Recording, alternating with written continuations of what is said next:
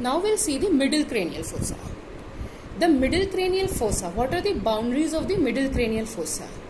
Anteriorly you can see the posterior border of lesser wing of sphenoid, the anterior clinoid process, and the anterior border of sulcus chiasmaticus. Now posteriorly you can see the superior border of the petrous part of temporal bone, the posterior clinoid process, and the dorsum celli. On the lateral side you can see the greater wing of sphenoid, okay, and the parietal and the temporal bone, part of parietal and the temporal bone. In the central portion it is formed by the body of the, in the central portion this is the body of the sphenoid, and lateral if we'll go here, the floor is formed by the greater wing of sphenoid, the squamous part of temporal bone, and the anterior surface of petrous part of temporal bone. Now what are the structures present here? First is your sulcus chiasmaticus. Here the sulcus chiasmaticus, okay, here it is related to the optic chiasma. Now here you can see the optic canal which transmits the optic nerve, ophthalmic artery, and the meninges. Now the tuberculum celli. Just behind this sulcus chiasmaticus, this elevation, this is known as your tuberculum celli. And the depression here, where is the hypophyseal fossa, this is your sella turcica. And the elevated part, this part of this Turkish saddle, okay, ठीक है, ये वाला part, this is your dorsum sellae. इसके superior angles पे present है आपके posterior clinoid process.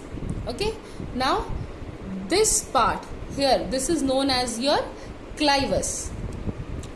Now in this part here, lateral to this hypophyseal fossa, lateral to this here resides the cavernous sinus. Here lateral to this hypophyseal fossa, the space is there where the cavernous sinus resides. Okay, now a fissure you can see, this one, a fissure can be seen here. See, this is your superior orbital fissure. Here this is your superior orbital fissure. You know what are the structures passing through it, so I'm not going to discuss, but remember it is being, बीच में वहाँ पे annular ligament of Zinn is present, and the structures passing up in front of it, through it, and medial to it. So you have to learn this. Now the foramens. The first foramen here which is present is your foramen rotundum.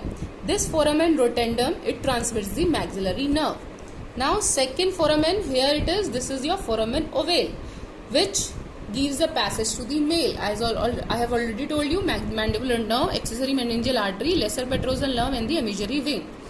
Now a foramen here you can see this foramen spinosum.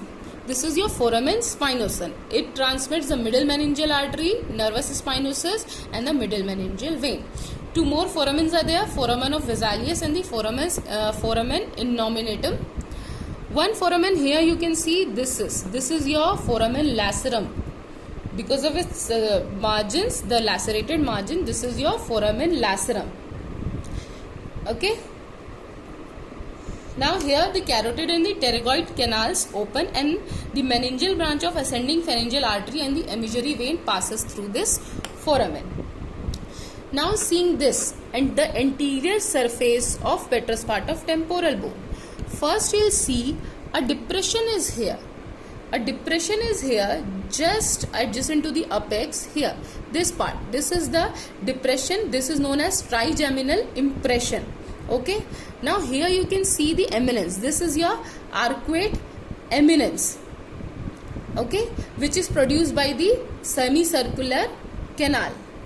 Now the thin plate here, the bone of thin plate, which is present with between the squamous part of temporal bone and this petrous part, this is your tegment tympani, which forms the roof of the mastoid antrum, middle ear canal for the tensor tympani, and